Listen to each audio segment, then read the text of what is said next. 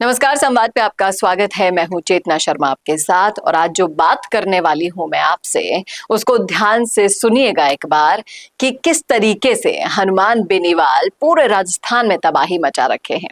बात करेंगे आज जोधपुर के, जहां पर हनुमान बेनीवाल के बयान ने एक बार फिर से पूरे राजस्थान में खलबली मचा दी है, क्योंकि बेनीवाल जहां जाते हैं बिना खलबली के वहां से आते नहीं हैं।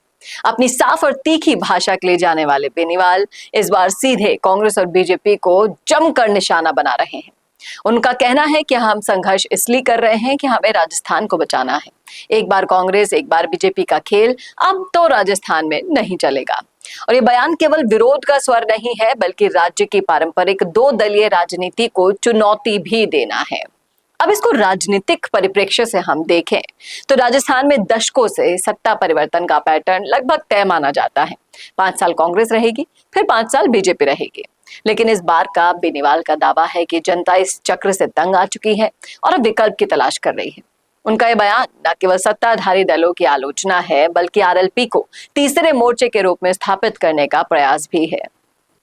अग्निवीर के बारे में क्या बोलते हैं बेनीवाल, चलिए आपको बताते हैं।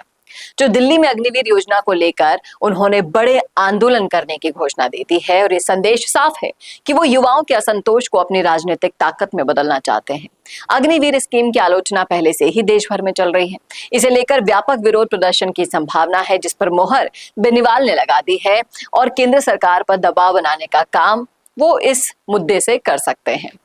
अब चुनौतियों की बात कर लेते हैं कि अगर बेनीवाल की रणनीति सफल होती है तो वो न केवल राजस्थान की राजनीति में किंगमेकर बन सकते हैं, बल्कि आने वाले लोकसभा और विधानसभा चुनावों में निर्णायक भूमिका भी निभा सकते हैं।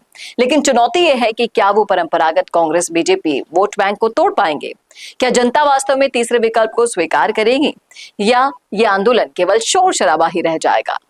हनुमान बेनीवाल का जोधपुर दौरा और उनके बयान तो ये संकेत देते हैं कि राजस्थान की राजनीति अब पहले जैसी आसान तो नहीं रही है। अग्निवीर आंदोलन को लेकर उनका आक्रामक रुख आने वाले दिनों में नई राजनीतिक बहस को जन्म देगा।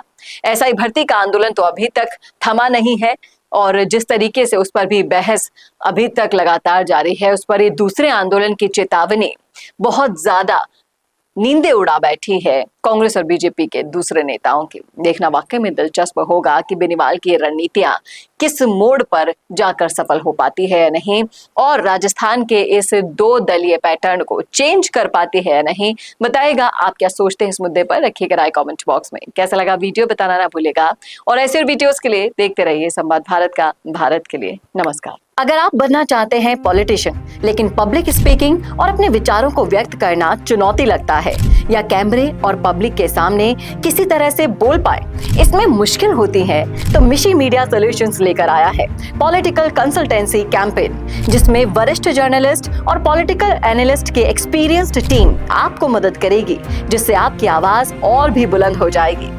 इसमें हम आपके गोल को पूरी तरह से टारगेट करेंगे कि किस तरह से आपको पार्टी पहचाने, आपको उस क्षेत्र के लिए चुने, कैसे सर्वेज में आपका नाम आए, कैसे लोगों के बीच में आपका माहौल बने। ना सिर्फ कंसल्टेंसी हम आपको देंगे, बल्कि आपको सारे रास्ते दिखाएंगे और बताएंगे भी, जिससे आप भारत की राजनीति में अच्छे पॉलिटिशियन बनके समाज का सुधार कर सके। तो अभी कॉन्टैक्ट कीजिए स्क्रीन पर दिए गए नंबर पर।